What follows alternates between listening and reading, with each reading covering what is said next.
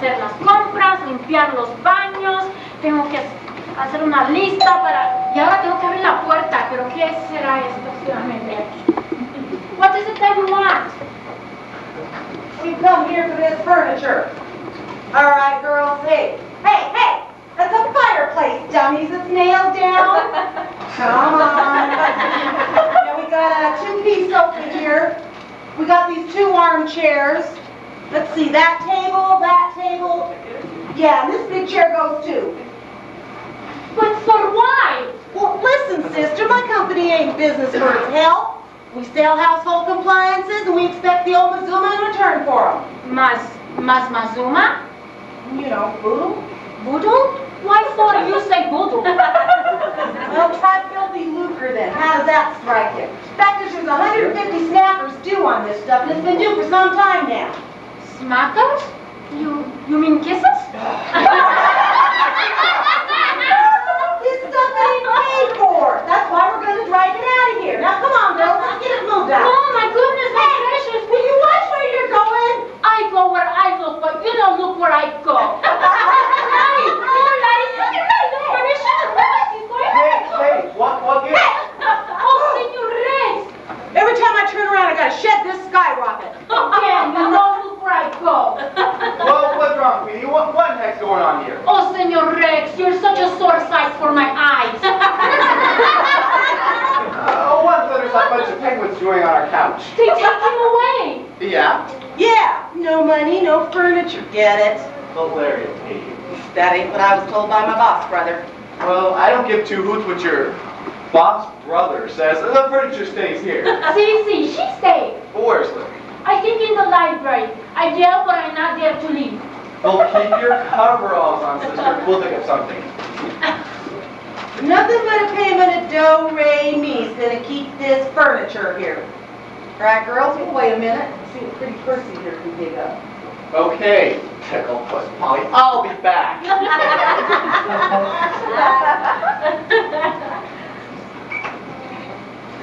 My goodness, who ordered the penguins?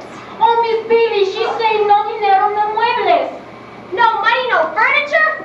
Well, Connie! You know something? For the size of you, you can sure stir up more trouble than an atomized bomb.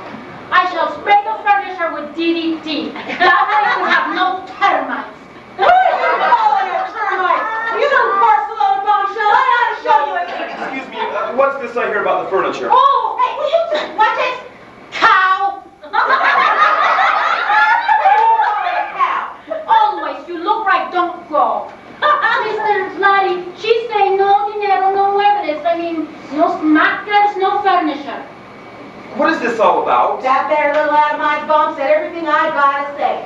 No money, no furniture. It's our company's motto. Now look, I have an inheritance coming through, and as soon as it's here, I'll be able to take care of it. We heard about this. Seems that you've got to come up with some sort of science-type discovery before you can sink your breath up to your old man's fortune. Problem is, I've been told as a scientist, he makes a pretty good bricklayer. Now, I completely understand that to the average lay person, the idea of a scientific discovery seems insurmountable. However, my father never stated I had to make any specific type of discovery, just that I had to contribute to the field of scientific research, and that's what I intend on doing. Listen, Mr. McNeil, you and my company's been going ring around the rosy on the steel about a dozen times now. Now, we sell household compliances. We give terms. If them their terms ain't met, we take them back. These compliances, I mean. Oh, look, why can't you try to understand that I'll have all kinds of money in no time at all, and as soon as I... Well, when? Well, of course, you want to know when. I can't state any specific time, you see, but I'm sure in no time at all... That's because to you, a specific time, and to us, a specific time, is two horses of two different colors. Come on, girls, let's get going. Oh, watch out! Oh, there he goes. Hey, you guys, come help me catch this mouse here.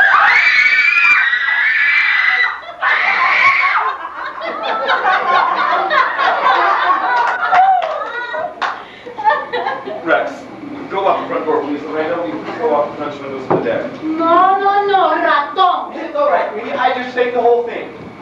There wasn't a mouse, Lorena. Rex just pulled that out to scare them out of here. Now please, go walk the French windows. Okay, Signora Tom, I love the French windows. Well, what in the world is going on here? Billy's been babbling wildly about someone taking the furniture. Those women were going to take it, weren't they, Larry? The furniture company's worried because I haven't got my inheritance yet. They want their money now. I mean, if I could only... But, Larry, you don't know a thing about science. Oh, I know that. But maybe I'll meet somebody who does. I think I have right now, as a matter of fact. Have you, honestly? Yes. Boy, oh boy, did that actor mind sure move the furniture movers. And there wasn't any mouse at all. Was that a joke on them? Well, I'll hand it to you, Rex. You had your wits about you that time. Oh, what are you talking about? I always have my... Holy cats! I wasn't faking it! There was a mouse in the something happened! Are you kidding me? No! I grabbed him, but he's got me! Holy cats!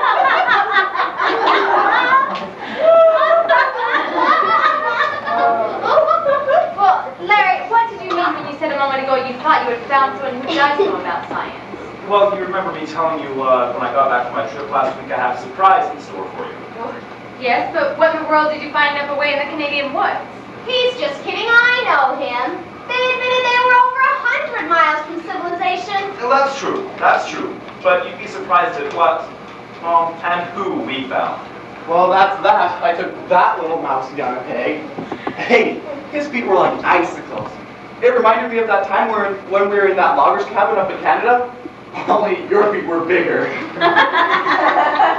Speaking of our trip, Rex, I thought it would be best if we let the girls in on our little secret.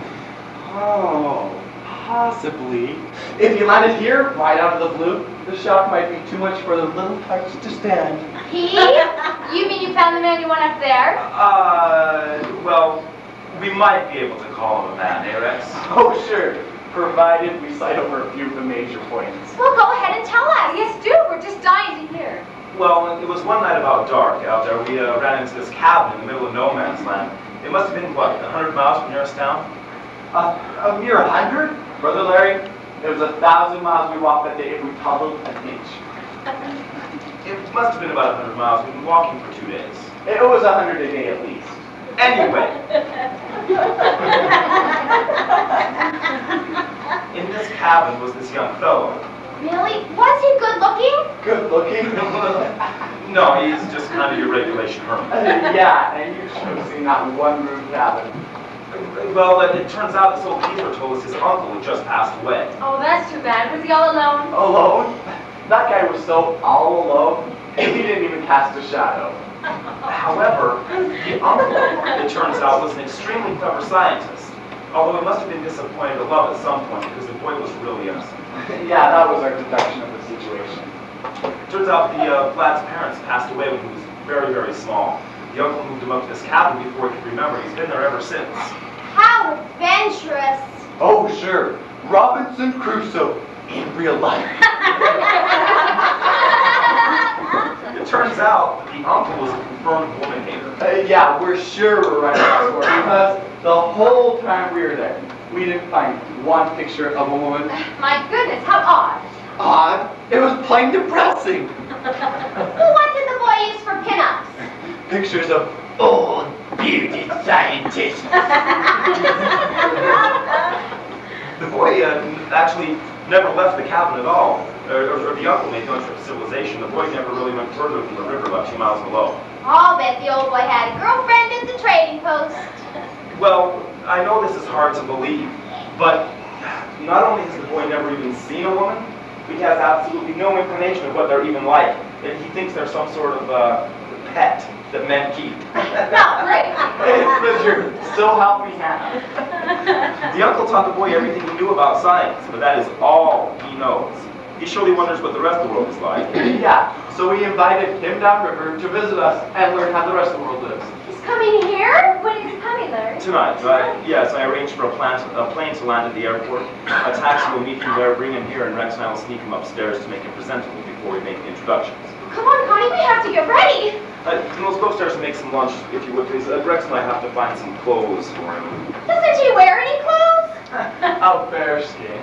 He said he had some dress-ups, although Rex and I never saw them. His uncle ordered them from the catalog, so it's rather hard to imagine what they'll be like. Okay, well, call us when he's presentable. Indeed. Come on, Billy. This is going to be fun. The boy said he's never seen a woman. What do you suppose he'll think we are?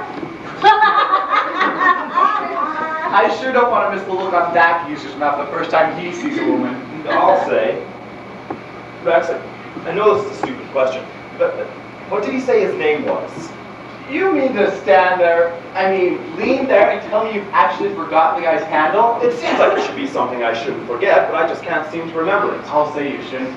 His name was about as much like him as I'm like a goofy donkey. Oh, then she's good like a glove. Yeah, you forgot your Shakespeare? Oh, that's right, it was a Shakespearean name, wasn't it? I should hope to croak it was. His last name was Montague. Does that tip bring anything to that void you call mine? Montague. Romeo Montague. What a name for a hermit. Our little Backwoods Romeo. I can't wait to introduce him to the girls. They won't believe that name. Well, who would? Even we had to be convinced by his hunting and fishing license. Well, let's just hope he brings them along for identification. If he doesn't, we'll never be able to prove we're not pulling a colossal gag. Esta gente siempre están locos, que si termites, que si ratones, que si muebles.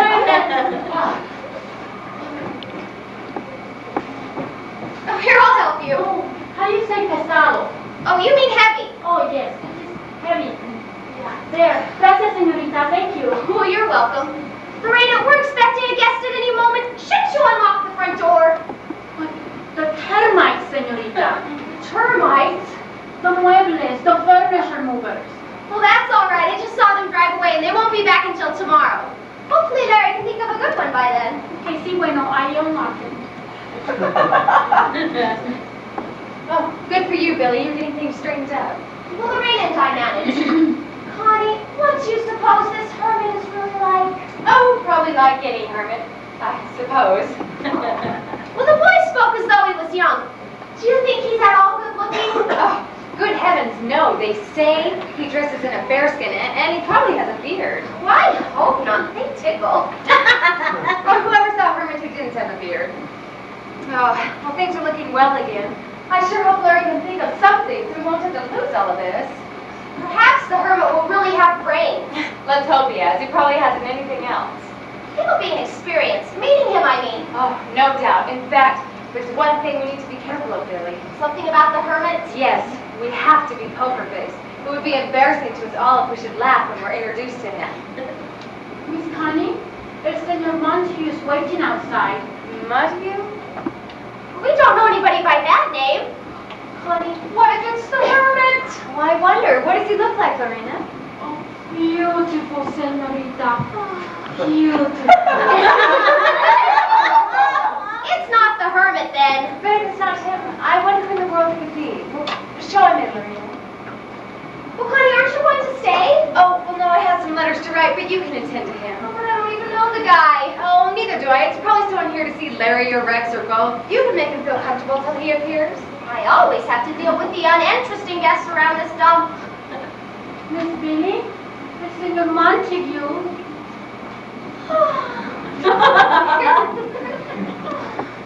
Oh. Excuse me, how do you do? How are you? I haven't met you before, have I? I cannot recall our having met before. Oh, well, that being the case, I'm pleased to meet you. Thank you. My name is Billy. I'm delighted to make your acquaintance, Billy. Oh, thank you. And who are you? I am Romeo. Oh, well, it's nice to meet you, Mr. Who did you say you were? I beg your pardon for not explaining. Romeo is my cognomen. My appellation. In short, my name is Romeo. Too short if you ask me. Exactly what did you say the name of yours was? I stated quite positively that my name is Romeo. That's what I thought you said. Won't you have a seat? Thank you.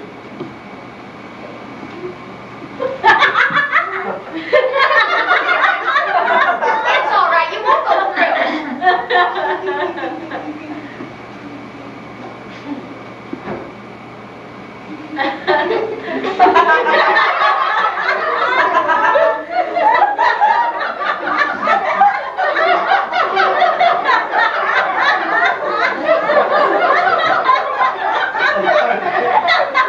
You're a stranger around here, aren't you? I am indeed. You plan to live here? Not at all. I'm here in answer to an invitation. Lawrence McNeil resides here, does he not? Oh, well, yes, he does. Are you a friend of Larry's? Most assuredly. assuredly. Do not disturb him if he is occupied. He won't mind being interrupted. He and Rex Simons are getting ready for some outlandish gent coming to visit us today. Gent? Oh, just some goofy geezer they picked up. Goofy geezer? Well, don't let it worry you. They just asked him to come and visit them. He's just some backwoods yokel. Backwoods yokel? Well, Larry and Rex took a track away from the wilds, and they ran across a hermit of all things. I see, a hermit. Well, we needn't discuss it. He's just a lonesome timber wolf with a long beard who wears a bearskin. We need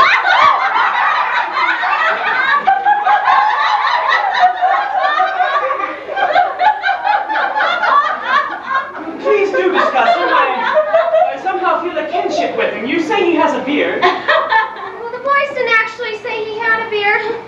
But of course he does. We all know what a hermit looks like. No, I know very little about them. Haven't you ever seen a hermit? An honest-to-goodness one, I mean. I'm afraid I have not. Where have you been all your life? I hope you'll excuse me for declining to answer that question for the moment. Well, that's all right. You're more fascinating than I know nothing about you. Fascinating? Do you mean to infer that I fascinate you?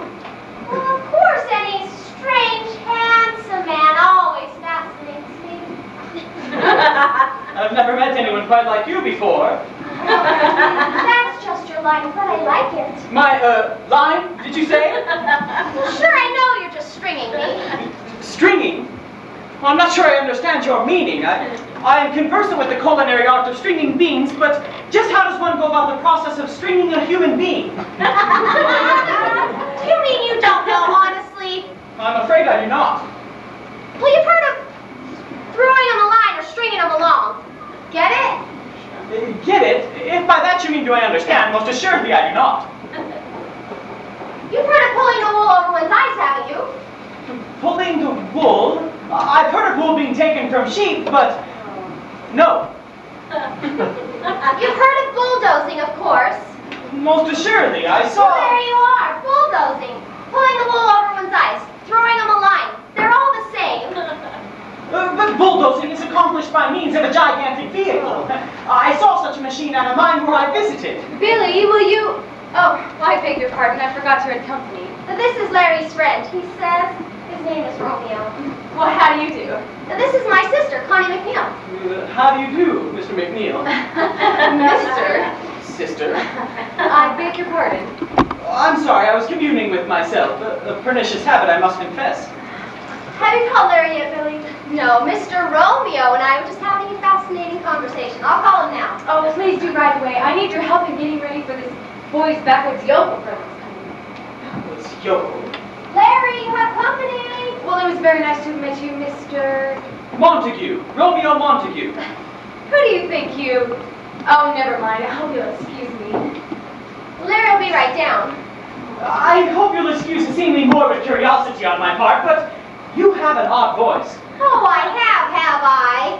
Yes, both of you have. Well, I like that. What's wrong with our voices? I presume they're all right. In fact, I like them. They're rather soothing to the auditory senses. I'll be seeing you. I said, come on. They're the honest men I've ever met. It is evident they lack manliness, but I rather like them. Romeo? Well, I'll be doggone. Hey, Rex, it's Romeo. Well, I almost didn't recognize you. You look so different when I met you in the woods. I must admit I feel rather differently.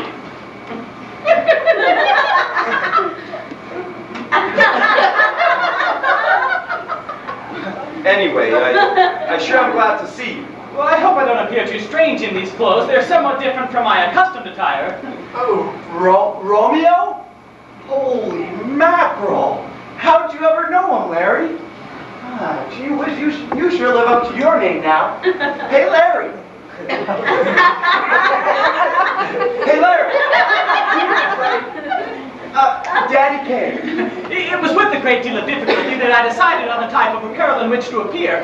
My clothes all seemed so conservative, it did not seem apropos to attire myself in full evening dress. Well, don't tell us you're contemplating full soup and fish.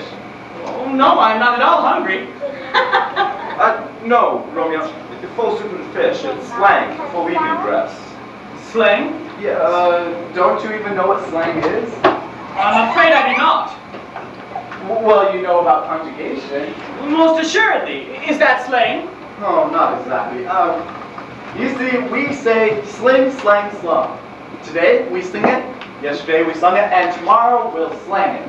Slang is a sort of future language that's a few years ahead of the dictionary. It's this way. We slang a word for a while until it gets people into slinging it, and finally gets slung into the dictionary. Sling, slang, slung. Get it? My erudition must be deficient, for I am not at all conversant with the anomalous colloquialisms with which you have imbued your vocabulary. I fear I must conceive myself to be irretrievably vicious. Will you kindly remove your tonsils and indulge in a bit of reiteration? My tonsils were removed when I was a mere child, so I've been told. Say, are you trying to pull my leg? Of course not. I have not touched you. That's it. I throw in the sponge. I'm terribly sorry. Did I interrupt your bath? No, but I can see where I need to get into a huddle with no question if this keeps up. We've got to learn to speak English. I have been advised that Noah Webster died. Well, he did die, but thank heaven he left his work for posterity. And I'm part of Noah Webster's posterity. Look, this is no way to make Romeo feel at home. You've had a long trip, and I'm sure you want to clean up a bit. We'll introduce the rest of the McNeil household later. Before you came down, I chanced to meet two of your brothers. My brothers? You must be mistaken. I haven't any brothers. Or have I? You have no brothers. They refer to themselves as having the name of McNeil. Exactly what do these McNeil brothers look like? I must admit I've never seen any men like them before today. Their clothing, too, was odd. I don't know what one would call it, but only one of them wore trousers. But perhaps the other one wore a new type of dressing gown with which I'm unfamiliar. Did they talk like this? How do you do, Mr. Montague? Not exactly. Although their voices were of a very light timbre, they had a much more soothing tone than the one you just assumed. So we've already met Connie and Billy. Those were the names they used, Connie and Billy. Is there something wrong with those men?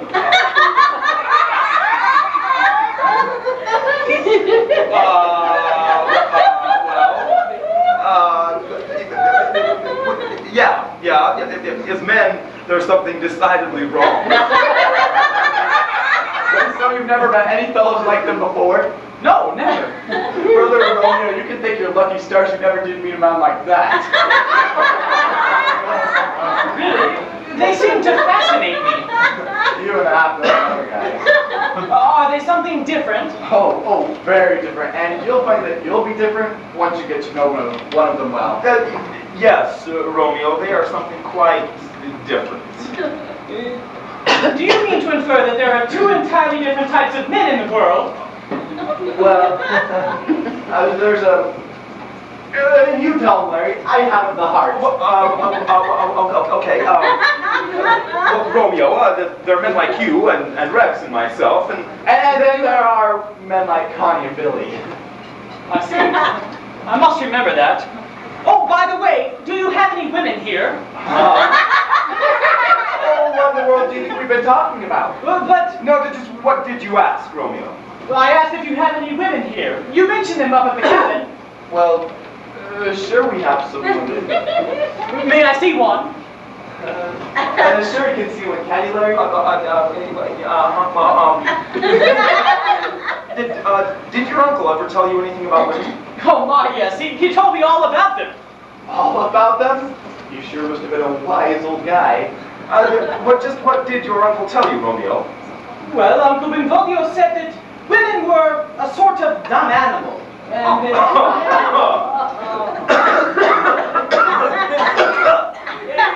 is there something amiss? You didn't tell Connie and Billy that, did you?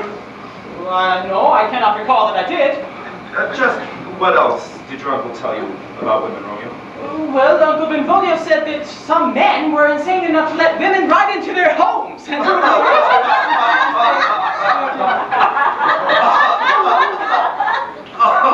what is the matter? You actually know nothing of women, do you?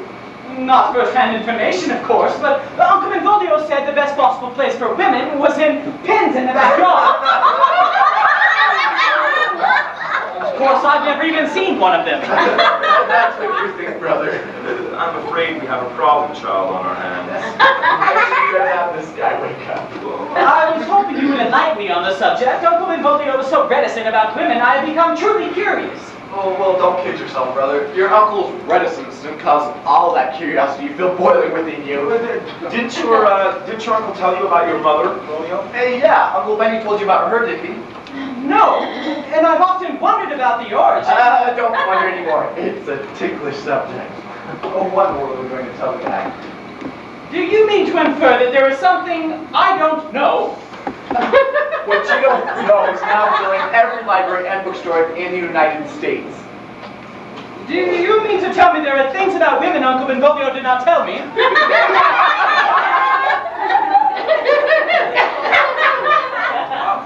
Well, Romeo, it would appear that your uncle omitted a few small facts, however. I see. From your remarks, I would presume that women are considered of some significance. Well, that depends on whether you're talking to a woman or to a man. Oh, do they actually talk?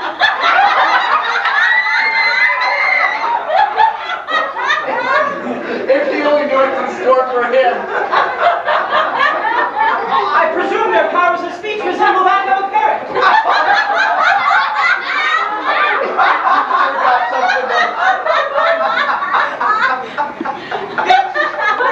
They have a rather large vocabulary. That is putting it mildly. Then they must be among the more intelligent forms of animal life.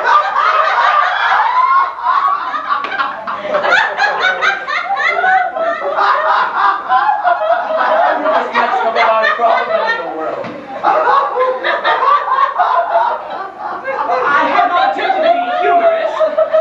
Why do my remarks provoke such levity? Oh, forget about it. Come upstairs, we can wash up and take an aspirin. You don't need to consider what's ahead. I've never felt more serene in my life. My journey down here was highly entertaining. We weren't really talking.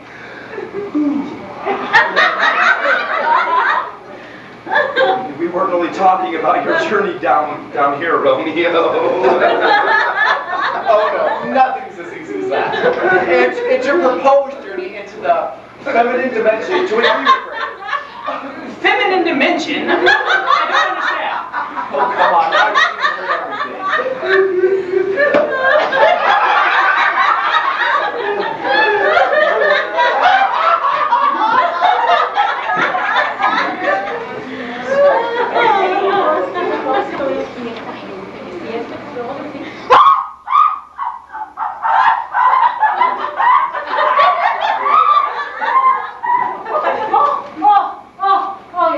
Señor Rex, bromeador, pero qué loco está. Que sí, qué estúpido.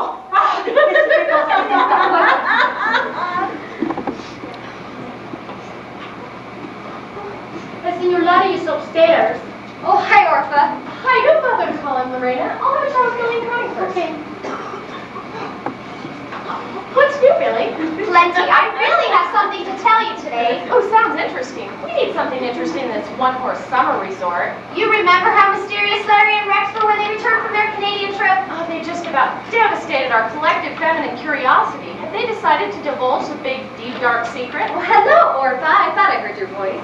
I was just telling Orpha the big news. You better hurry or you'll have a nervous wreck before you. Well, Larry and Rex took a trek away up in the wilds, and they ran across a hermit of all things.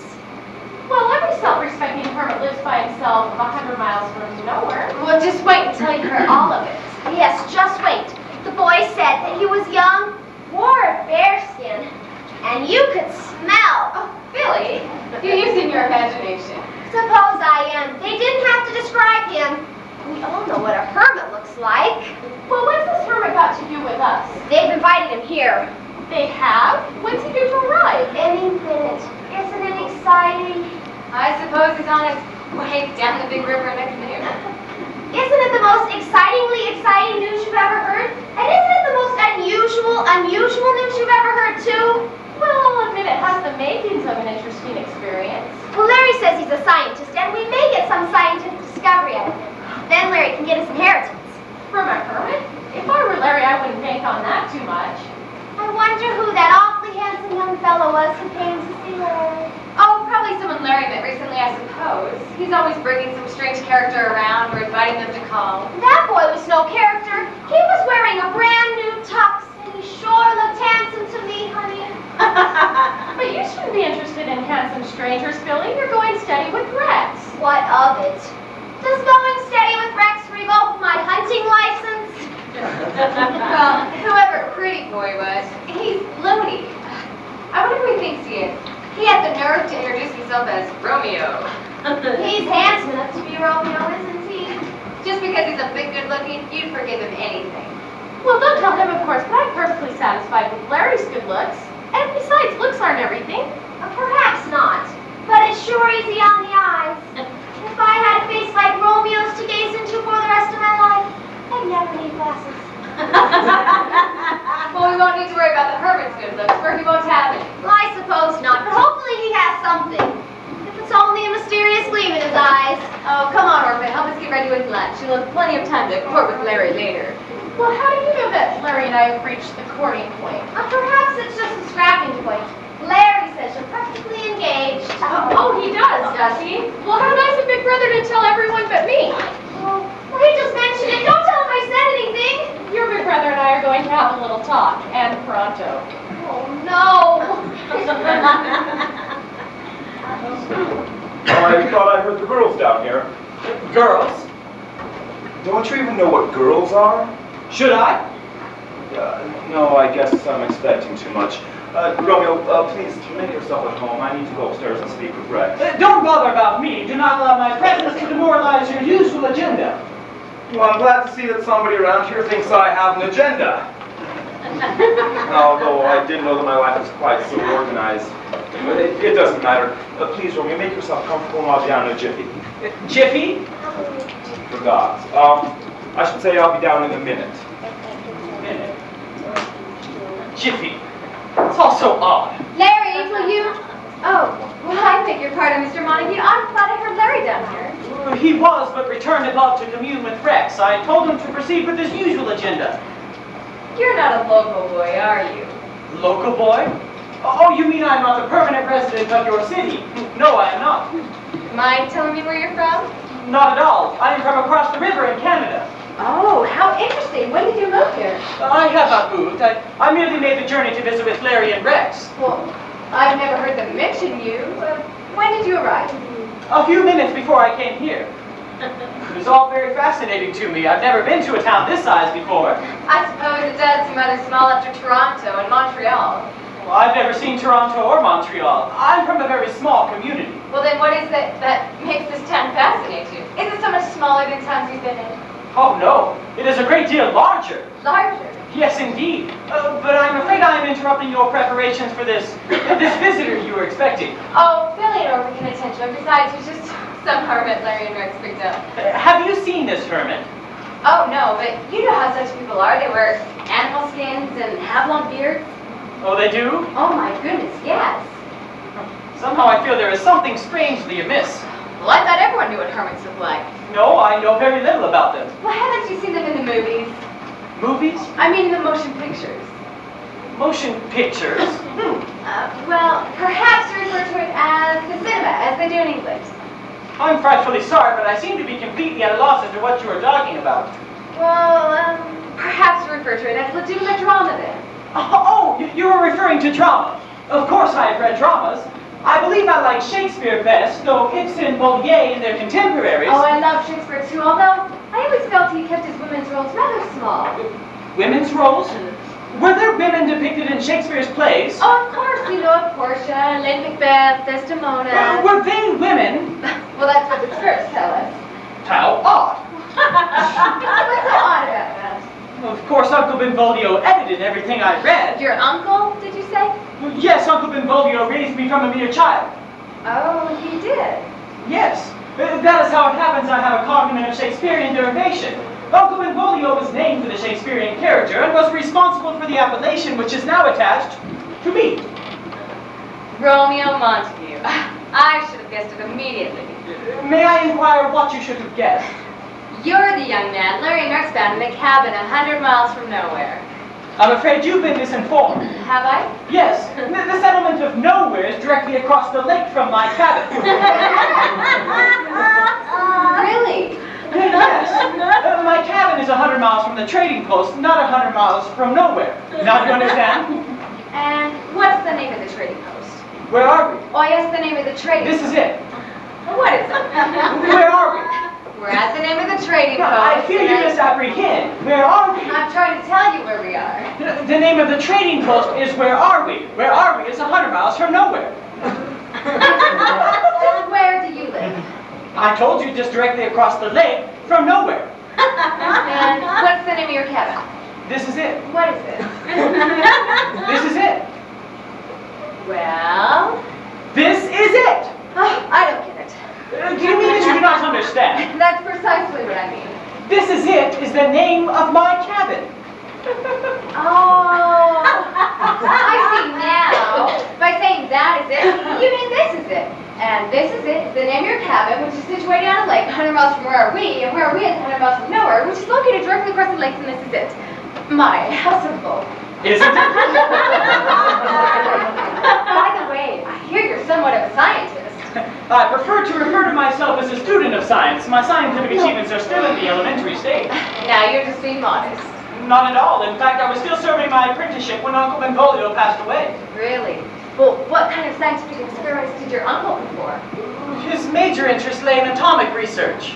Really? Well, of course you've heard of atomic bombs, which were dropped in World War II. Yes, but what was used then was made obsolete by developments brought about by Uncle Benvolio. You mean to imply that your dear departed uncle split atoms before the greatest scientist in the world could manage that luxury? You have introduced a technical point. They split atoms while Uncle Benvolio caused them to explode. You're kidding. Kidding? I'm joking. No, I'm being very serious. I think you've lived alone so long, you're imagining it. No, it's the truth, I swear it. I can see that you're not accustomed to being around women. What did you say? Oh, well, I merely said it's obvious you're not accustomed to being around women. Women?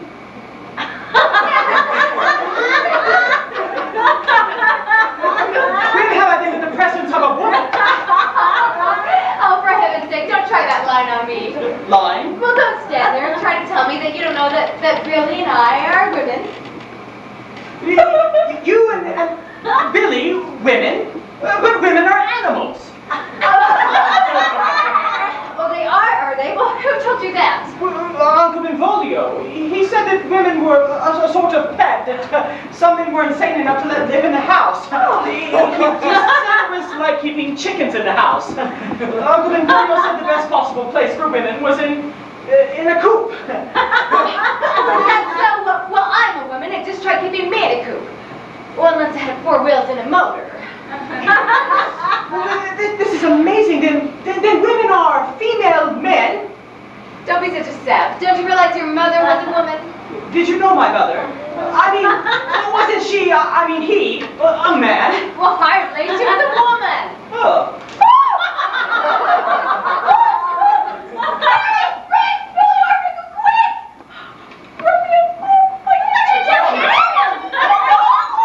What did you do now, Connie? Oh, now we know what's wrong with him. He fainted. Get Get what towel for him, Billy? Oh, look at Heck is he, Larry? Well, he's the hermit, you ninny!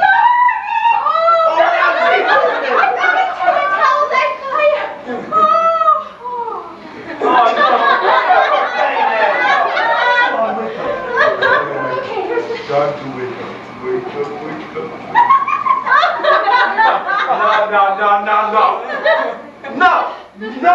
No. Fine. Go ahead and faint. I'll get more wet towel.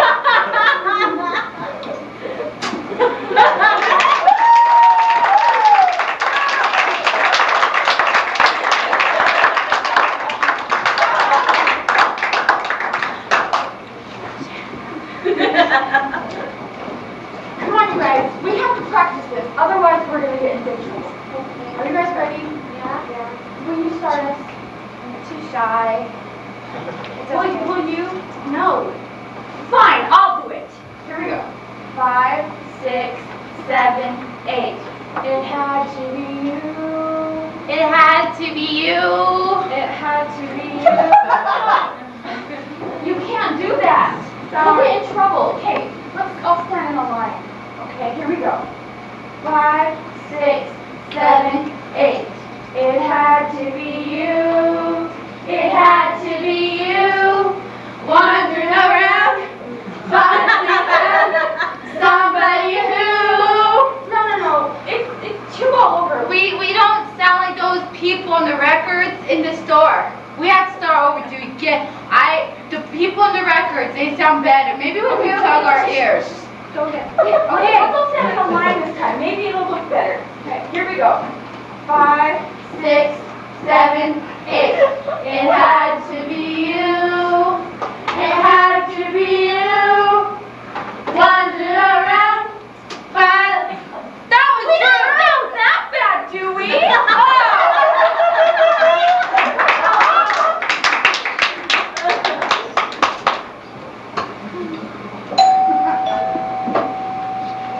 Espero que no sean esos termites. Son termites y esta vez que no lo voy a soportar, que no lo van a llevar a ningún sitio a estar mueve. No, no se lo van a echar.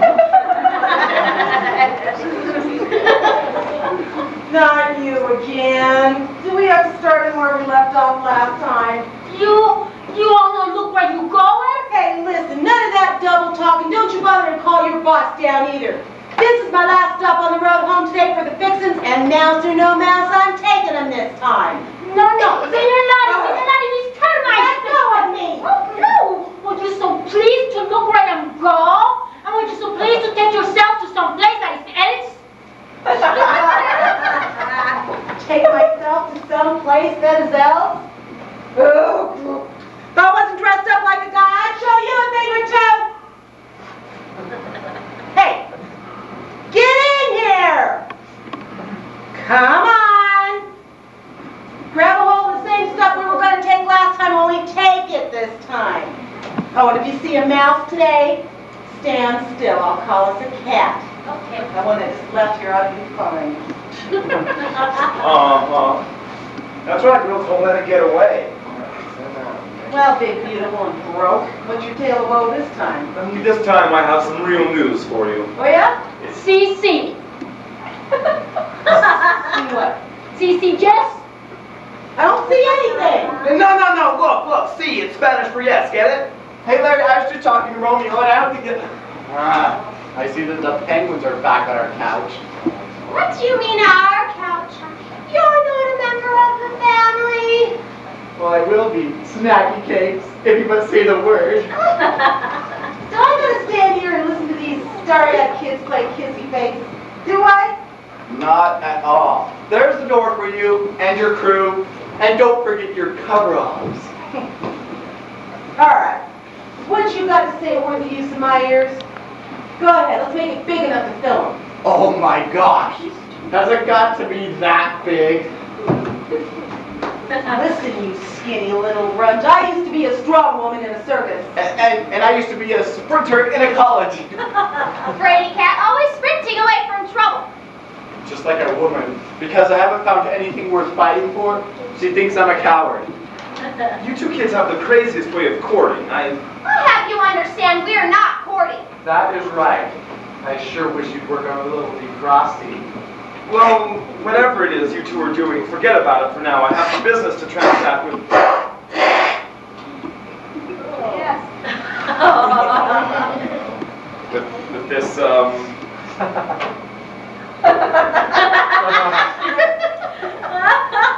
lady? Now Now I know you're up to something. Nobody ever calls me a lady unless they're trying to sell me something or borrow money. Well, you should be so suspicious. Well then, why don't you turn on a de-suspicioner then and give me one reason why I should trust you? Because I'm about to make a scientific discovery. So what? I'm about to take your furniture. No, you're not. Give me one good reason why I ain't. Because I have a very clever friend who also happens to be an extremely good scientist. Oh, Larry.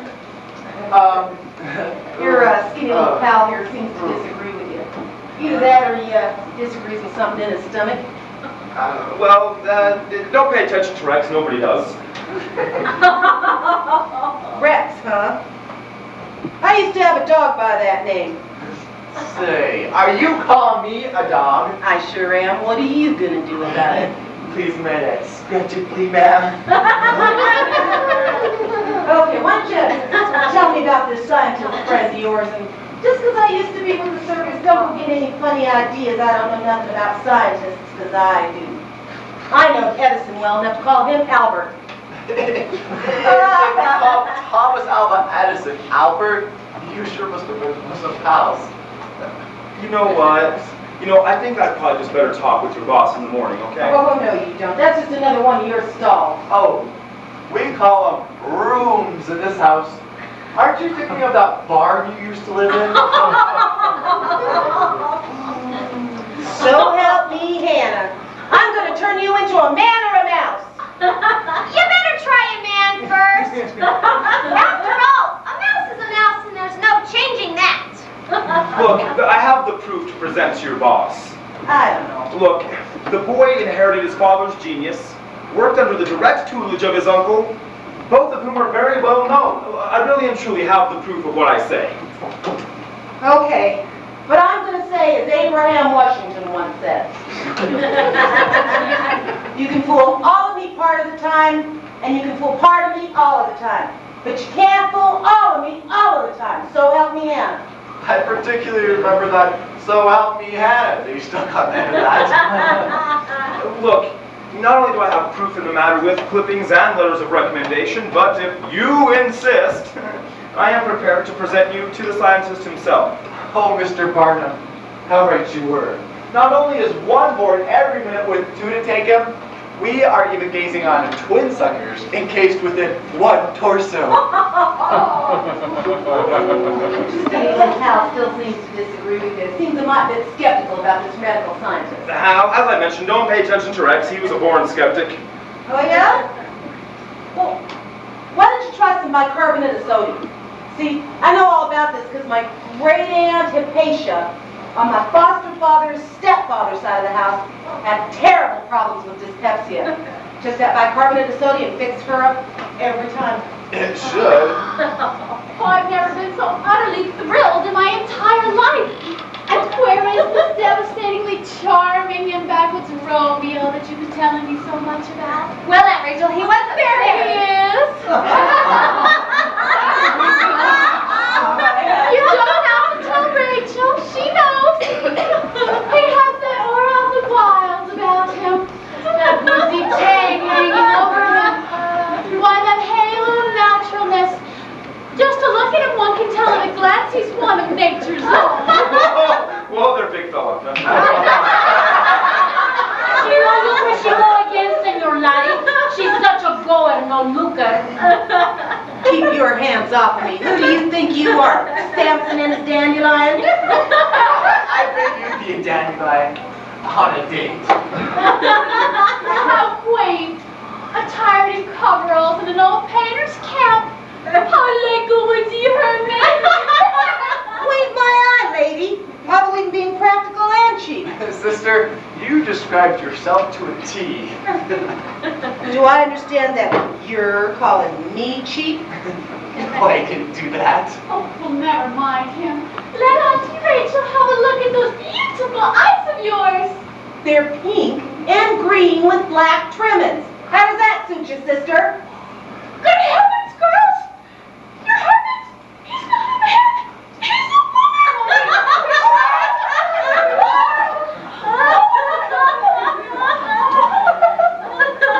Could you please tell me what's going on around here? It's nothing really, just a case case of mistaken identity. Now, look, if you would be so good as to go back and tell your boss that I have the proof of my contentions. Well, I don't want any old contentions from you. What I want to know is, can you prove what you say? I certainly can. Larry, you're sticking your neck out a mile. I believe that will be all. Yeah? When are you going to call the boss? The first thing in the morning. I don't know. Look, you can trust my word. Since when? You know you can. That's what you think. Oh, attention and Rachel, Queenie, I'll get it. You got some other company coming in here for the rest of your compliances? Well, no. Just some friends. Just some friends coming over to visit. No, I have to see him personally. Well, can't you tell me the nature of your business? All I can tell you is that I'm Sue Burgess, a representative of the Skinner Insurance Company, and... Aren't you out with the Skinner Insurance Company? Oh, I hope your folks will pardon me while I try and find a place to hide. Whoa, Rex, whoa, what are you hiding from? You would ask me that. What? There you go. Running again. Well, it's either run or face a suit. Suit? What kind of suit? Well, I don't know. I think it was polyester, but never mind that. No, I can't state my business to anyone but Rex Simon in person. Maybe not in person. Not if Rex can help it.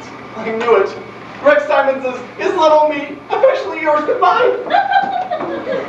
Well, very well if you must come in, but I'm sure Mr. Simons left just a few moments ago. As of this minute, he hides himself hence with amazing rapidity through yonder library door. He just left, you see, and I'm sure that he will be very sorry that he missed George. He'll be plenty sorry if I don't find him. Well, can't you tell us the nature of your business? Hey, this stuff can We wait. might be willing to we might be willing to locate him if it's urgent. My business is urgent. Well, do you know when he'll be back? Probably just as soon as you go. Well, what she means is he just left, you see, and we don't know when he'll be back exactly. He sort of comes and goes. Particularly goes. And then he comes back, but then he might go again.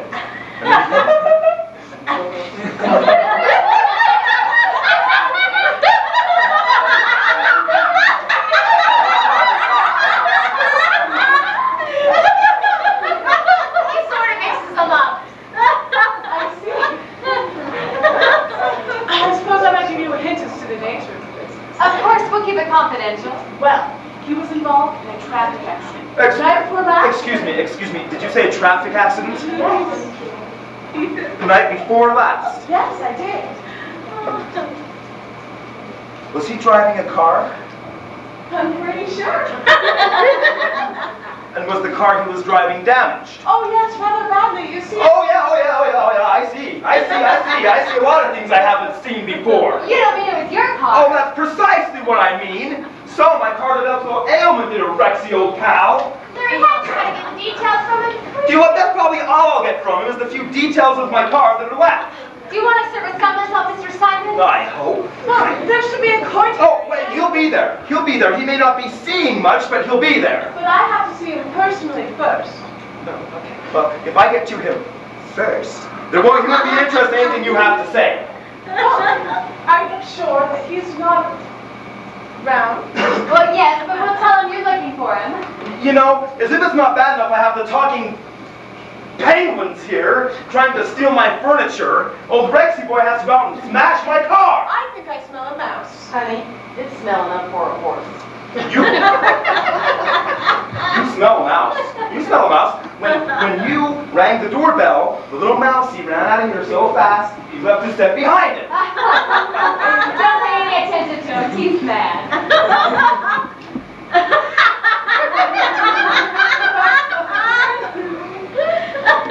I'm not mad. I'm not mad at all. I just feel the sudden need to go on a mouse meat diet. I'll swallow him whole. I won't even chew.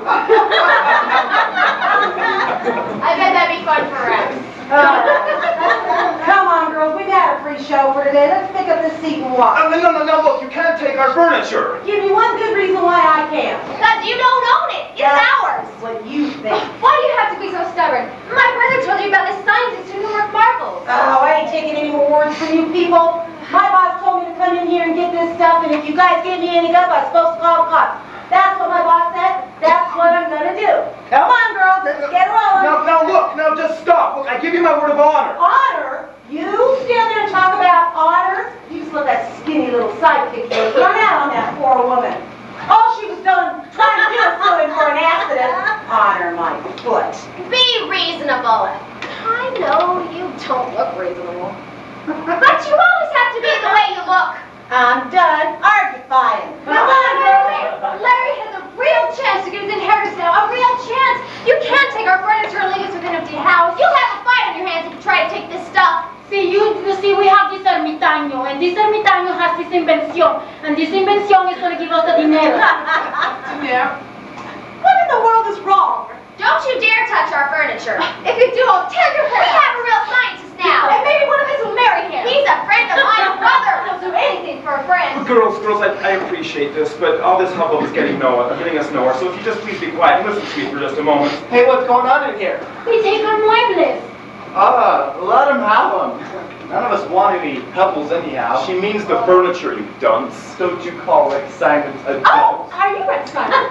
My gracious goodness me. I thought you left, old scam. Hold on there, Pimple. I'd like to have a little... I want to talk to you. Well, I don't want to talk to you. Not while you're in food. He should run. Well, don't just stand there, Captain. This is very important. You know what, lady? When I get through with them, he's not going to be interested in anything you have to say, okay? But it's important to you, too. Well, you're darn tootin' it is, but I'll wait to get at it. All right, girls, we've had a show. Larry, they're taking the furniture. Get something here. Larry, letting something Now look, just stop. I've explained our situation sufficiently. Not to me, you ain't. What do you want me to do? Draw pictures? Might be a good way to get the money to pay for it. What's going on here? It looks like a free-for-all. And Rachel, they're trying to steal our furniture. Oh, we ain't either. We're just gonna take it. Oh, what fun you're gonna take it. Now look here. You mean they're taking it just when you got that lovely big Backwoods Romeo for a scientist? You can't take it, not now. We're taking it, even if I had to lug the whole house down the street with it. I'm gonna learn you people what our contract for household compliances means. Come on, girls, get it out of here. Now look, Larry, stop, it's us please. two. Now look, I'm going to talk to your boss in the morning. And then we'll be fine. I command you to cease this ridiculous display of animalistic emotionalism. Romeo, they're trying to steal the furniture. Indeed. Who, may I ask, is the leader of this band of renegades?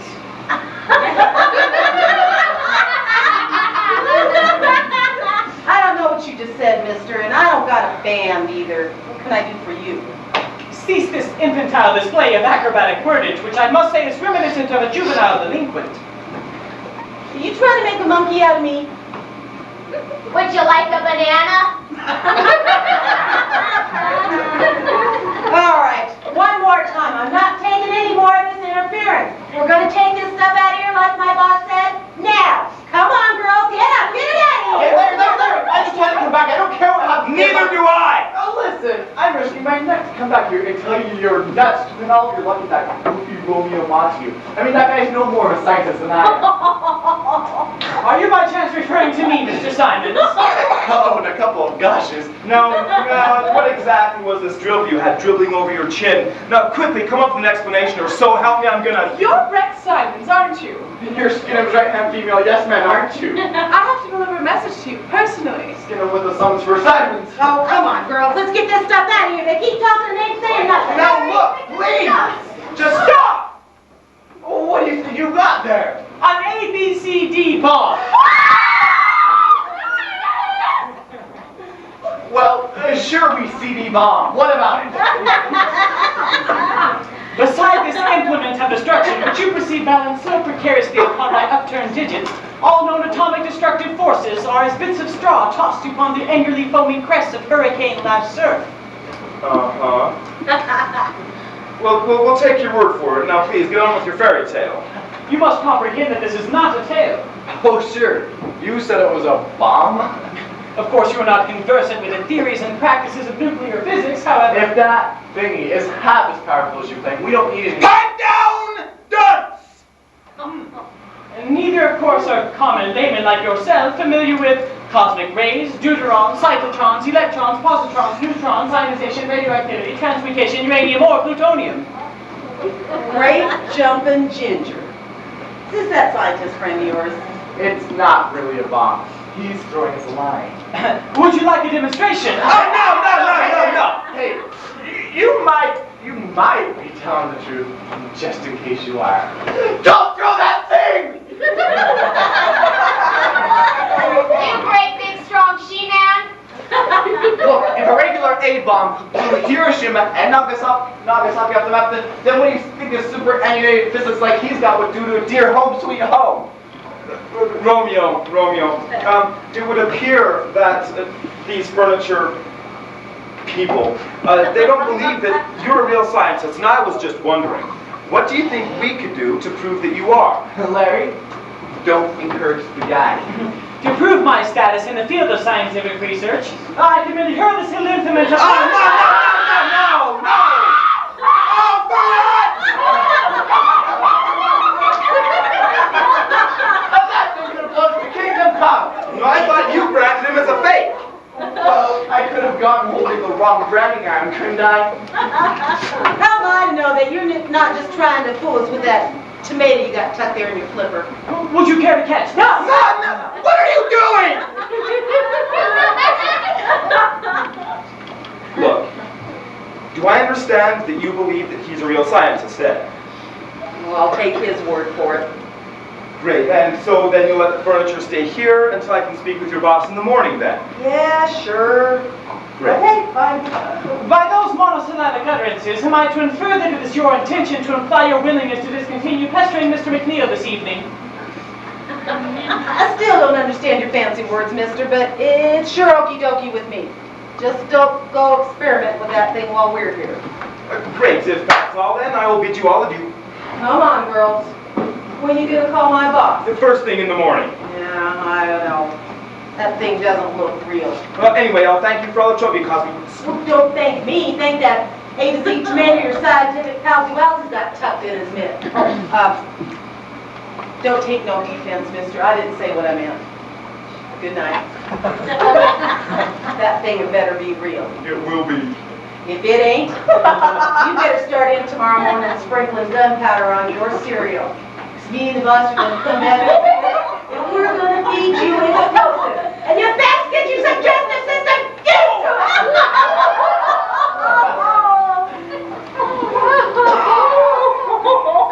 Oh, I just happened to think With what? I wanted to have a real talk with those furniture movers. Mr. Simons, I have. Oh, sure. I know you have to go, and I, for one, am doing nothing to stop you. What is what I started to say? I do not. I have some papers here that... Don't I know it? I mean, have you? I really have to get going. They're legal papers. I don't know if I know it. I may not have legal papers here for you, but I've got a good lethal punch waiting for wrecking my car! Larry, I didn't wreck your car. Oh, you didn't wreck my car. Okay. Well, then how does it turn out that this given insurance agency sent over a girl to serve you with a summons? Can you tell me how they can do anything honest with the name I Skin'em? There's nothing dishonest about it, or I wouldn't work for them. No, lady, it's not a question of honesty, it's a question of ethics. And you call ethical to beat me up? No, I wouldn't call it ethical at all. I'd call it enjoyable. And what do you think I'll be doing while you're beating me up? Well, that's easy. You'd be running. You keep out of this. Larry, after all, you should give Rex a chance to state his case. And for gosh sakes, believe what I say. Yes, Larry, I'm sure Rex didn't intend to wreck your car. Of course not. Of course not. You know what's funny though, is that a moron doesn't intend on looking like a fool, but he usually does. Am I to understand that you just inferred that I'm a moron? It was a lot more than inference, and you know it. Oh, I do I? Absolutely. Now what are you going to do about it? I just wanted to make sure I understood what you meant. You little coward. Will you please stop complimenting me? My ego can't stand it. Now look, that's enough. You still have some explaining to do about wrecking my car. I could explain about everything, Larry. I didn't wreck your car. Oh, well you did wreck my car. Oh, well, that's good. Can I ask you a question though? Were you behind the wheel of my car? Yeah. Oh, and were you driving my car when the accident occurred? Yeah. Well, that's easy then. You did wreck my car, didn't you? Yep. No! Well, make up your mind! No! No what? No, yes. I mean, yes, no. I mean, the yes I said was supposed to be a no, and then the no I said was supposed to be a yes. I was not responsible for the accident. Now you know what I mean? No! No? I don't!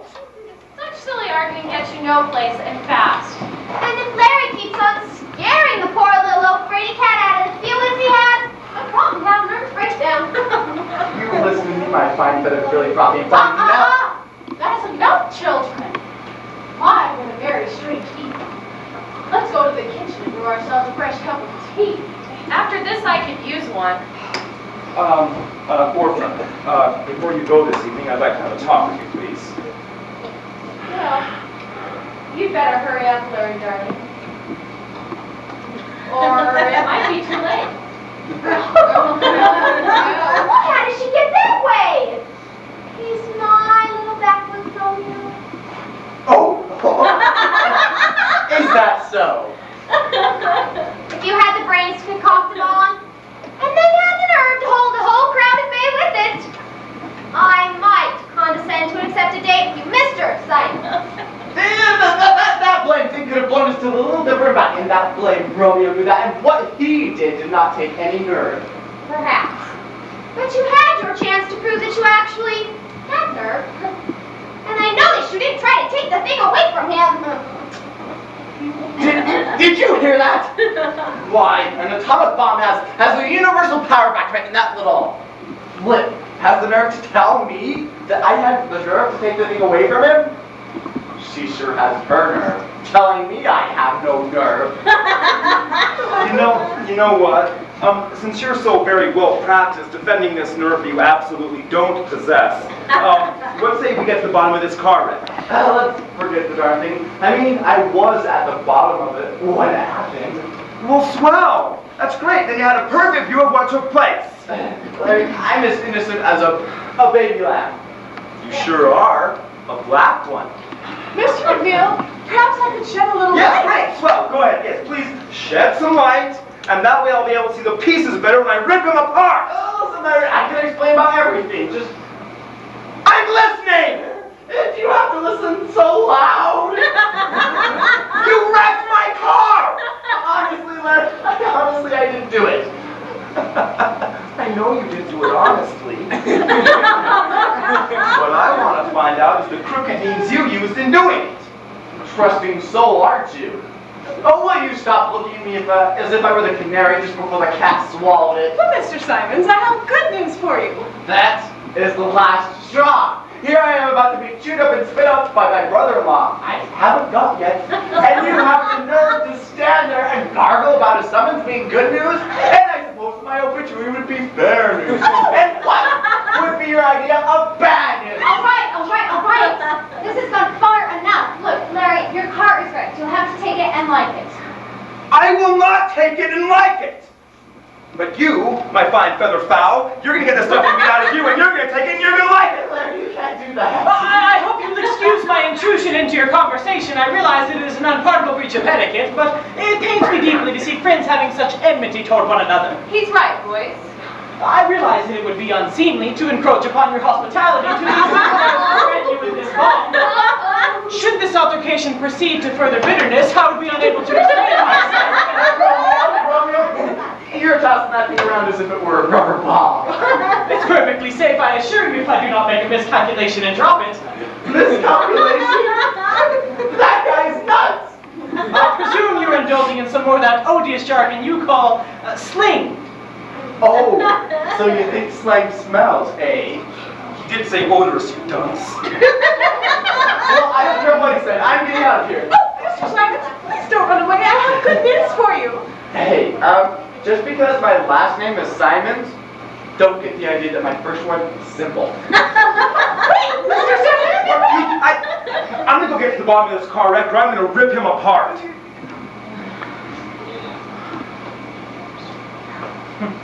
Well, Romeo, it appears that you and I are all alone. Since I became aware of the fact that you are one of those women, conversation seems difficult indeed. Oh, you don't like women? Frankly, I don't know. You and your women have given me no cause to dislike you. I find myself in a mental quagmire, so to speak.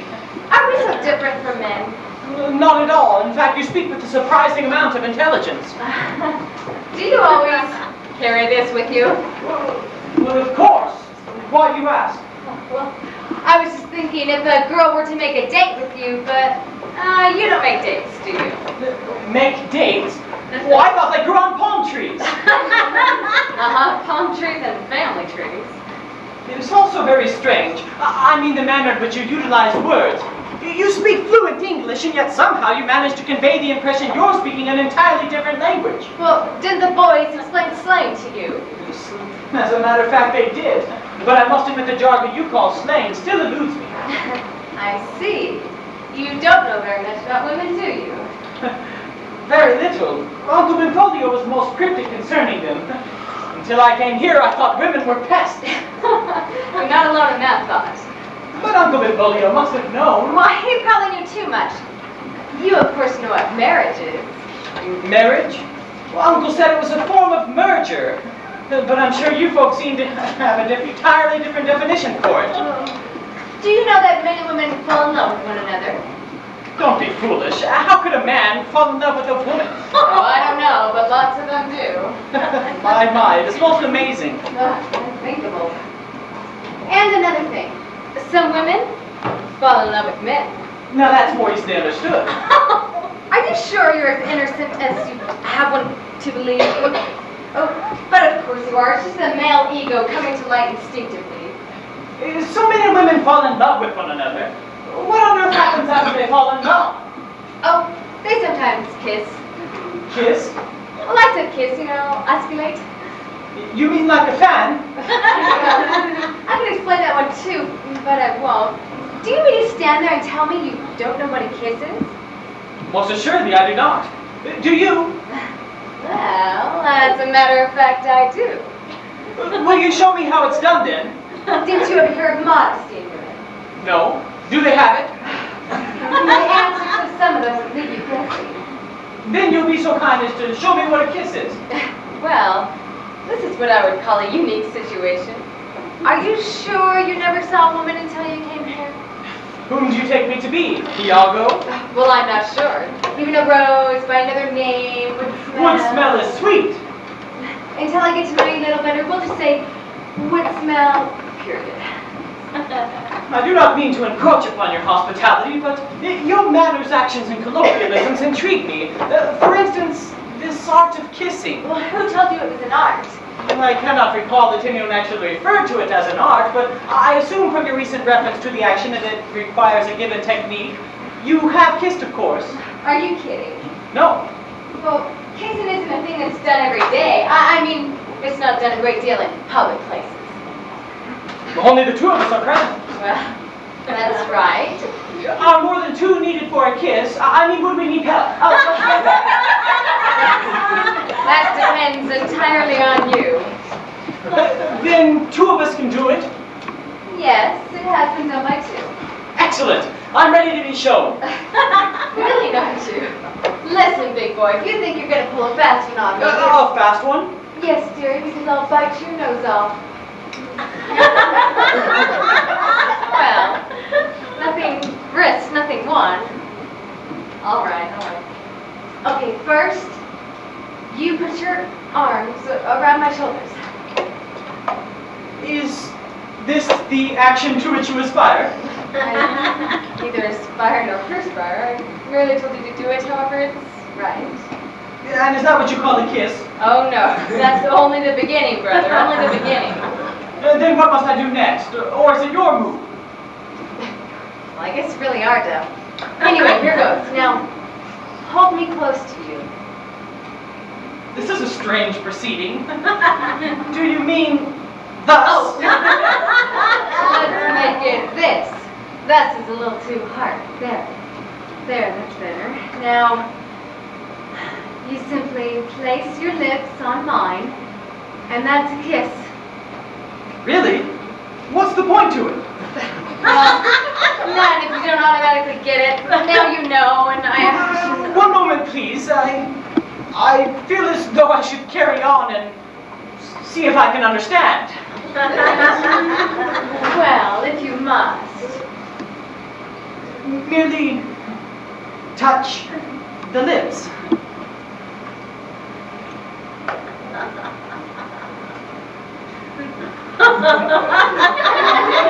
Excuse me, folks, I gotta find a place. Oh, boy, look at that one just be clear on the block.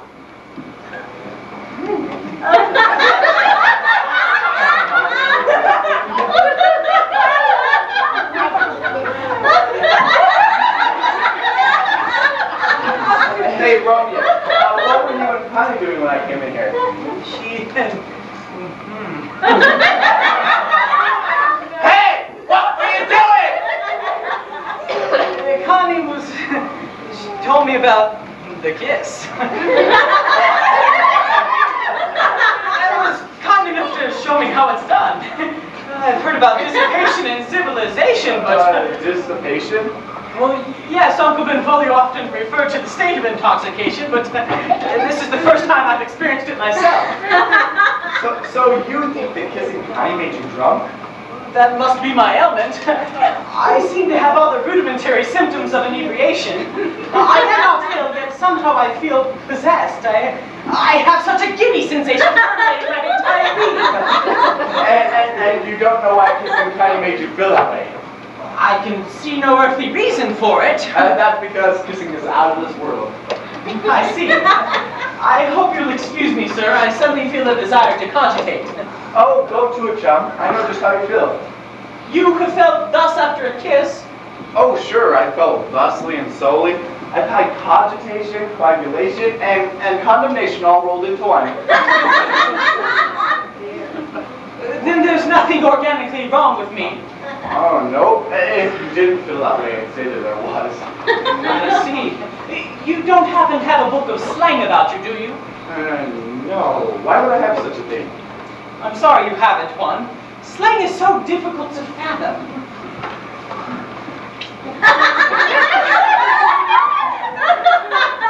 You don't know yet, brother, but I think you're in love. And isn't that hard to fathom? The language of slang, you should study the language of love.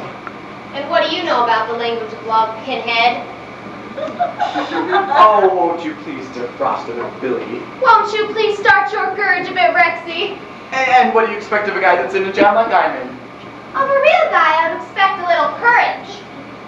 Meaning that I'm not a real guy? Yes, you are. You're the first mouse I ever met named Guy. Listen, woman, I'm not going to stand here and listen to you run down my courage. You're what? I should take you across my knee and beat a little sense into your head. That would be just about your speed beating up a girl. Look, Rex, your type's all right for me, the way you look, but you act like a scared cat all the time. Well, I'll have you know that I'm not scared. Well, I often wish you weren't the way you are.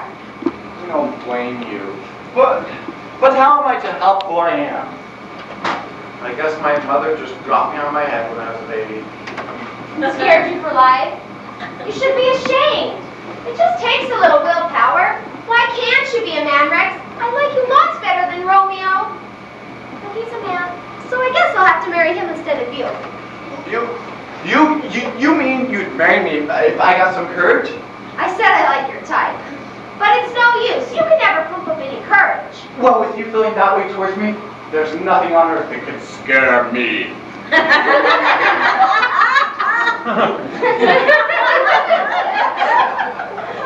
You mean you will be brave? Oh, from now on, baby, I'll eat centipedes on my cereal instead of sugar, and when I want a fur coat, I'll go up with my bare hands and catch a bear and wear him. Oh, Rex, I just love to hear you talk that way. Oh, there you are, Mr. Simon. Let's get him looking for a sucker named Simon.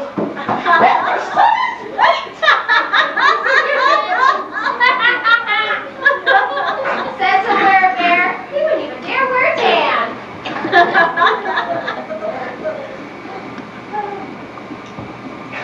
How's that for keeping old Skittermus? Look, you don't bump your toe on that courage you just dropped. I thought I heard Rex in here. Yeah, you probably ran when you heard our footsteps. He doesn't wait to hear anything as heavy as footsteps. Rex can hear anyone cast a shadow.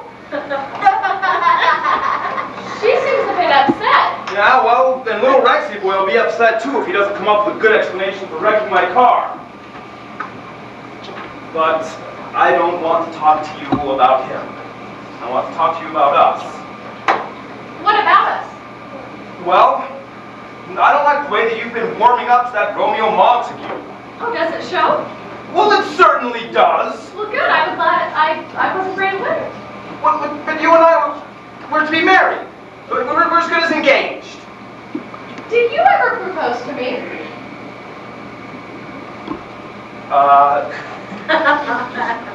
No. Okay. Did I ever propose to you? No. Have we ever talked about marriage? No. Well, then we're not as good as engaged. Perhaps good. Definitely not engaged. But me and you were to be married someday, and... Who told you? Well, nobody really. I just kind of took it for granted. You should learn, Larry, not to take anything for granted, especially a woman. Are you saying that you won't marry me? Well, no girl likes a man to take for granted that she's going to marry him without even the trouble of asking. Well...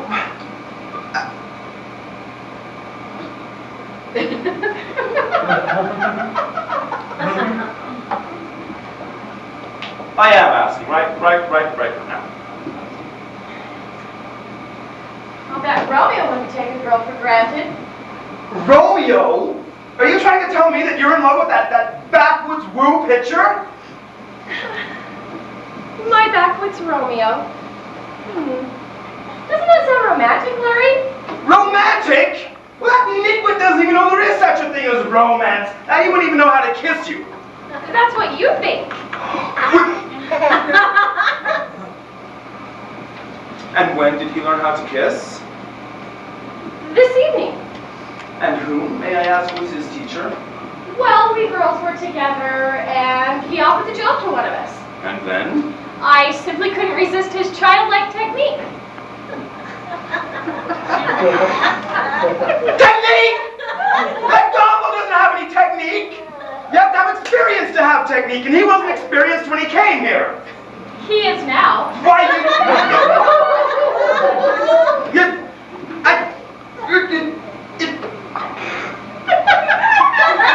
don't believe it. It's a lie, I hope. Why don't you ask him? My goodness. Oh, it's just you and Larry, Orpha. From the noise of it, we thought somebody captured some lions. Well, what's wrong this time, Larry? If you're looking for Rex and you want to bring him out in the open, just wave a piece of moldy cheese around. Honey, I was just telling Larry that Romeo gave a lesson in kissing. I don't believe it. I don't believe it. Well, it's true, Larry. What? What scared you, a cricket? No, it's that guy Romeo. What did you do this time? You know that dressmaker's mannequin up in the hall? Well, of course. I just caught the guy kissing it. Is what he says true? Yes, and it's rather odd, you know. I found out that kissing that is not at all the same as kissing a real woman.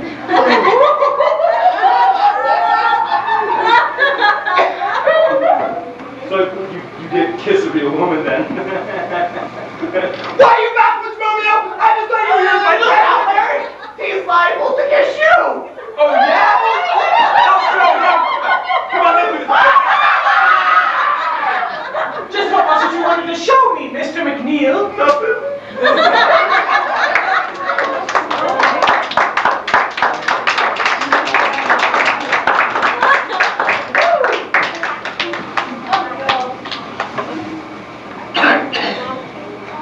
Damas y caballeros, bienvenidos. Good evening, ladies and gentlemen. Por allá están los baños. A la derecha. Enter that curtain to use the restrooms. Y por allá a la izquierda, no, por allá no vayan. Please do not enter that curtain.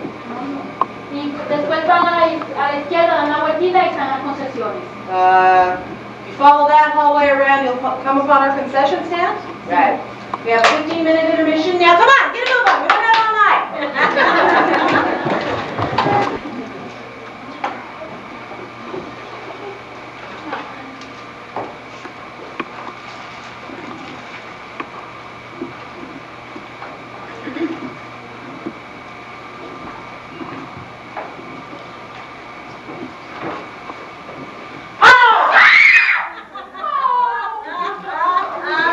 It is you again. And you take our muebles. Couldn't have been anyone else, could it? After we sneaked in here so quiet, like it just had to be you. It had to be you. It had to be you. Wandering around, finally found somebody who. You termite! I mean, you boss termite! Take those pills and away go you! Hey, listen, you. Your boss was supposed to come in this morning and pay my boss for these compliances. Your boss never showed up to pay my boss a single cent. So if your boss ain't gonna pay for this stuff, it's my job to see it's moved out of here, and that's with a capital move. Move yourself! I have a sneaking feeling I have no business walking into this mess. You've been promising me you're going to do something big, brave, and strong. Now's your chance. I wonder why things seem so much worse when they happen now than when they happened then.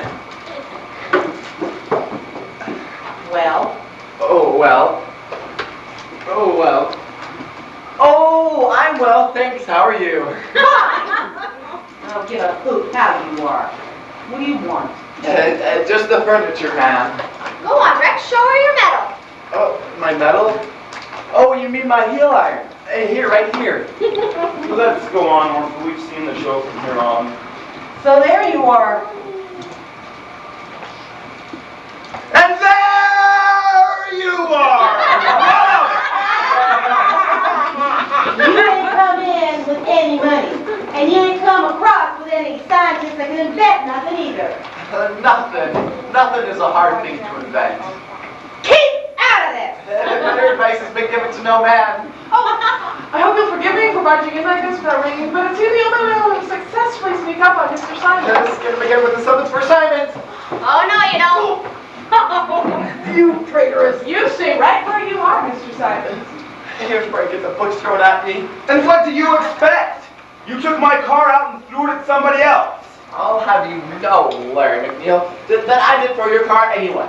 I was doing my best to observe the traffic laws, and look what I get for it. I've been trying to tell you for 2 entire days, Mr. Simons, that I have good news for you. Isn't this hard enough for me? Why do you have to keep building me up for a fall? Here, this will explain everything. Oh, I can't read. I don't know anything. I'll agree to that statement. I'm innocent, I tell you. And the accident was forced on me. I didn't disobey any traffic regulations, and I obeyed every civil law in the book. By golly, I even lived up to the international law. I advise you to read the paper. Here, you read it. I haven't the heart to hurt myself so much. You great big overgrown baby. Well, all that I can say is that I'm innocent. And if they hang me for what happened, well, a guy can't help from being hung. But I'll be hung if I go to jail for what happened because I did no wrong. But Rex Starling. Oh, it's too late to start calling me darling now. If I go to jail for what happened, we'll never be married. Oh, come on. Let's get it out of here. Now look, stop. I talked to your boss about a scientist. My boss don't believe that geezer friend of yours is a scientist. She thinks he's an impossible. Oh, no. Look, how could he possibly be an imposter when he's posing as himself and nobody else? Just don't ask me. All I know is what I get paid Oh, for. look, I'm on the level here. I didn't just pull this guy out of a hat. He's the real McCoy. I thought you said his name was Montague. Oh, it doesn't matter what his name is. He's the real scientist. Well, listen, I hate to go against my own buttered bread. We won't. Shut up. Your boss just doesn't understand. I don't know. Look, you've seen Romeo and your boss hasn't. Can't you judge a man by his looks? Well, gotta admit, he's a pretty good looker. We'll say. Shut up! Look, let's get down to brass tacks. Do you honestly believe that a man with a face like Romeo's could be a crook? You might have something there, brother. You know, I'd hate to go through the rest of my life thinking that a guy with a face like that could be a living lie. Shut up! Ow! Look, would you feel any more comfortable with the situation if Romeo himself told you he was a real scientist? All right, I take his word for it. I wouldn't mind having another good look at him anyway. Okay, great. Oh, Romeo, you're just the man I wanted to see. I wanted you to tell this lady something. Well, that's why we came in. Romeo has something to tell everyone. Swell. Romeo, please, shoot the works. I beg your pardon. Oh, he means for you to go ahead, Romeo. Oh, I hardly know how to begin. It is my humble obligation to confess that I fear I have misled all of you. This bomb is a failure.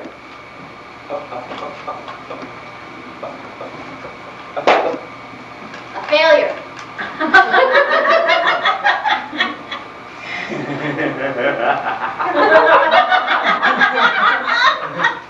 Robbie's joking. It's a joke. He's kidding. I tried to let you listen to the words. Pipe down! After you're wrecking my car behind my back, I don't trust a word you say. Hey, whoa! Don't you ever use that thing's name with mine again. As of this moment, I'm disowning him. Isn't that a little futuristic figuring? Disowning a brother-in-law who hasn't gotten to be one yet. But Rex! Oh, to iterate, appropriate, and dissipate the vices of your older brother, I say unto you, you keep out of this! But you don't realize what... Oh, there's nothing too awful for me to realize when dealing with an insurance agent by the name of Skinner. I resent that. My company doesn't intend to do anything to you. Just please, everybody, be quiet. Yes, please do. Romeo hasn't finished his statement as of yet. I don't know what else he could even possibly have to say. Well, but in case my hearing's gone bad, Romeo, would you please repeat whatever it was you just said? Sure, Romeo, let someone else get heckled aside from me. Will you please close that tunnel you call a mouth? If my mouth is a tunnel, then what do you call that cave nature put in your face? Please, Romeo, continue. I merely made the statement that my bomb is a failure. That Great, was plenty. that's fine. Hey, I told you I'd take his word for it. Wait, Larry, wait a moment. Absolutely not. We waited far too long already. If we hadn't waited so long, we wouldn't have grown accustomed to this furniture. But Romeo and losing it wouldn't hurt so bad. Romeo hasn't finished yet. Don't I know he hasn't? He may not realize it yet, but you've been assigned the task of helping these vultures remove our furniture. Well, come on, Don Juan Shakespeare-o. Shake a leg. Is this the action you wish performed? No! I want you to raise them both and shake them in unison, okay? And up. Larry, you're being very unreasonable. Oh, and I suppose it was so very reasonable for Romeo to throw Rex and I some line about all of his scientific achievements. Oh, I beg your pardon, but I never stated that I was a scientist. I merely orally reviewed some of the practices of my late Uncle Benvolio. You know what? Those uncles of yours sure come in handy, don't they? I've got an idea for you. Why don't you go on radio or maybe television? Television's a good idea. And you can make a few cool million off these fictional relatives of yours. There have been times I almost wished Uncle Benvolio had been fictional. That's enough! Now, what I want you to do is I want you to bend that scientific back of yours, okay? And clamp onto the sofa with your bread hooks. Come on. Clamp onto that sofa with my bread hooks. Larry, you've no right to talk to Romeo this way, and I won't permit it. Fine, fine, fine! We'll call Don Juan here a guest, okay? And we'll let it go at that. But you, my crooked sonny boy, you don't quite fall under that category. So get moving before I fix you up for a veterinarian. Come on! Hey, don't I even rate as a helper? Helper? Get moving! Larry, you leave Rex alone. The big boy. Are you going to start moving furniture, Michael? I'm going. That's what we need when we call service. Come on, girls. Connie, Billy, grab a chair. We'll let the penguins take the rest. Come on. Well, Larry, I told you, don't have to do Oh, this. don't. He thinks he needs to.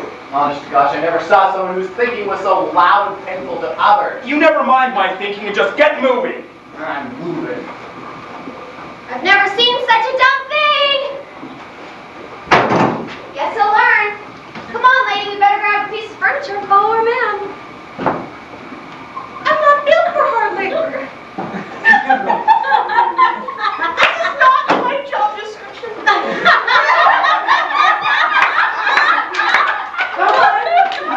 Get up. Move it. Miranda, we better go. program.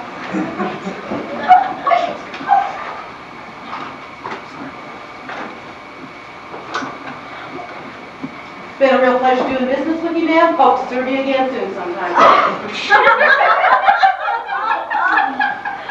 Connie, from what I hear, I presume I should address you as Miss McNeil. No, not at all. Connie's all right with me, but what I want to know is why didn't you tell Larry everything? You'll forgive me for speaking with utter frankness. Certainly. It is difficult for me to adjust myself to the ways and manners of you folk. I must admit that during large amounts of our conversation together, I find myself utterly bewildered by your colloquialisms, mannerisms, and general diction.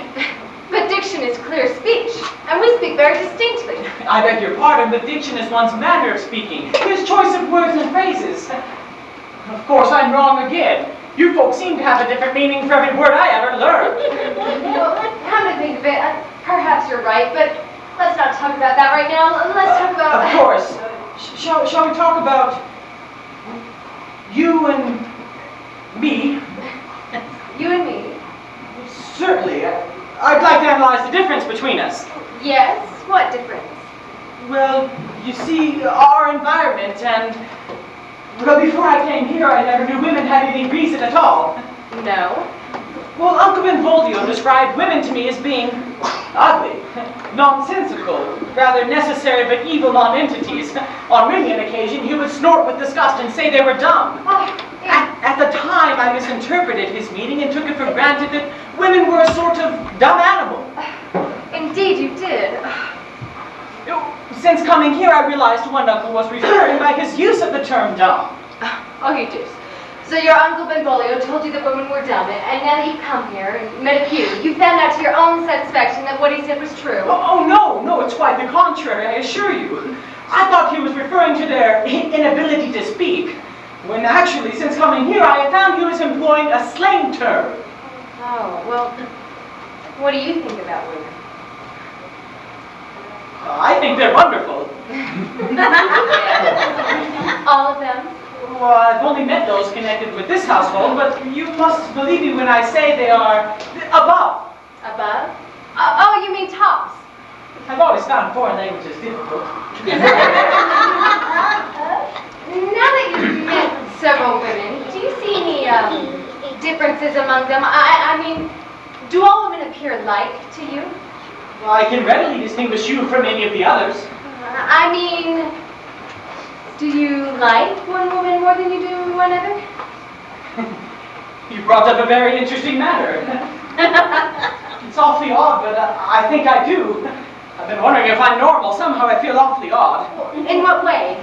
Well, I don't hardly know how to describe the sensations I feel, but for instance, I don't feel the same toward men as I do toward women. Really? Really, when I meet men, I seem to feel the same toward each of them. And how do you feel when you meet women? Well, I have an entirely different sensation for each woman I meet. Well, take myself, for example. Well, yes, I certainly feel differently toward you. Well, I suppose you dislike me. That's what's so difficult to explain. Oh, no, it's quite the contrary, I assure you. I feel sort of, giddy. Giddy? Well, yes. Well, there it comes again.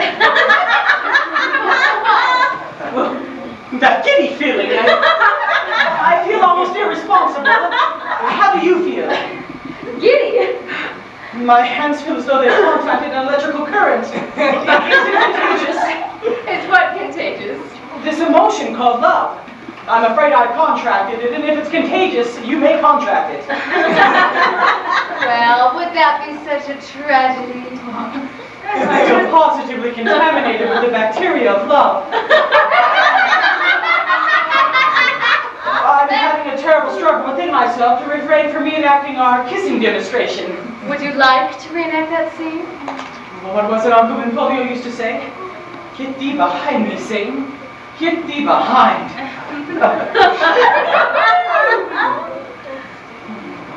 The show always seems to be fading out every time I walk in. We were reenacting a scene. Yes. Oh, sure. It was a very old scene, not originally the act actors enjoy. But listen, Larry's sure burned up with you. What does he mean? Oh, I forgot you have to have an interpreter. Listen, he's got you behind the 8-ball. The 8-ball? You know, he's in a stew. He's boiling. You mean he fell into a stew pot? My, that must have been a large one. No. Listen, why didn't you come down here with that great big story about you being a scientist? I beg your pardon, but I never stated I was a scientist. My reviews of scientific achievements were based on my Uncle Benvolio. Well, you sure put up some bluff with that ABCD bomb. Oh, well, that's just the point, Rex. He wasn't bluffing. You mean it's as good as he says it is? Well, it's not that kind of bomb. Yes, you see, I'm terribly disappointed in it. I thought it was Uncle Benvolio's ABCD bomb. Actually, it's his virus exterminator. You see, when it is discharged, it instantly purifies the air for yards and yards around, curing any disease caused by virus. And it also cures the common cold like that. He let me smell a little bit of the gas used in it, and it instantly cured a touch of cold I had. Then we proved it, Connie? We have. I can assure you it is exceedingly efficacious. Then why are those furniture movers? I mean, we're rich. We're billionaires, trillionaires, quadrillionaires. Hey, we might even make $1 million out of it. What in the world's the matter with you? Nothing, we got the money. It's about time you wake up. I could have told you that, but you never listened. Does everyone know except for me? No, darling, you and I are the only ones who know. Unless you told Connie and Romeo.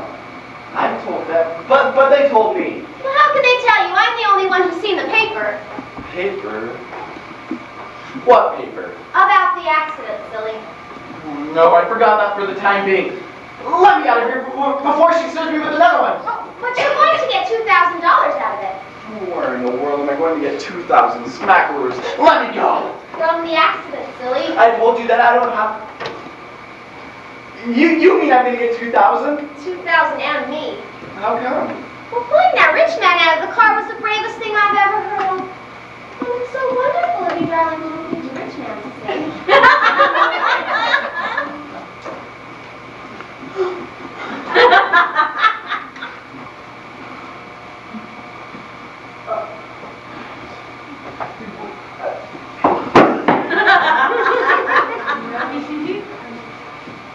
Rex, Larry, now that we're all acquainted. Rex, I need to apologize to you for the way that I've been treating you. That insurance girl told us about what you did. It sure was a brave act pulling that man out of that car that way. Speaking of which, Rex, you having that money, you can save the furniture, so should we bring it back in? You all wouldn't believe me, I suppose, if I were to say that when we cracked up, I had the top down, and I smashed plumb right in the side of the other car, and he had his window down, so I kept right on going through the window and into his lap. But you wouldn't believe that, would you? No. And then the car got fired, and I tried to get out, but the guy grabbed onto me, and I just couldn't save him off, and that's how I saved the guy. But you wouldn't believe that either, would you? No, what a story. That sure clears my conscience now. Now I can enjoy that 2,000. Oh, but wait till you hear what Romeo's got. Oh, I don't want to hear another word about it. I've heard everything I want to hear about that. You already know that about his bomb that he comes out of and it clears every cold within so many yards? What? Hey, it's true, Larry. It really works. I tried it. It works anyway. You're positive. I'm positive. Well, it works. Well, that's it then. We're rich. We're rich. We get the inheritance. And you people said I wouldn't find a scientist. Oh, you don't mind, do you? I love it. Well, let's start off easy. So if you change your mind, I can duck and run. Romeo. Go ahead. I don't think she'll bite. Oh, come on, Romeo. Let's show them we're not afraid. Oh, I'll show you. First, you take her in your arms like this, and then you do this.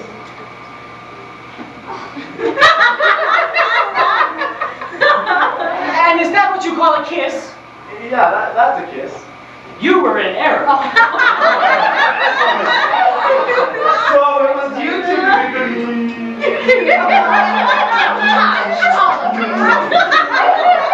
It shows where she touched you, Romeo. I'd rather not, but the mistake should be rectified. Get thee behind me, Satan.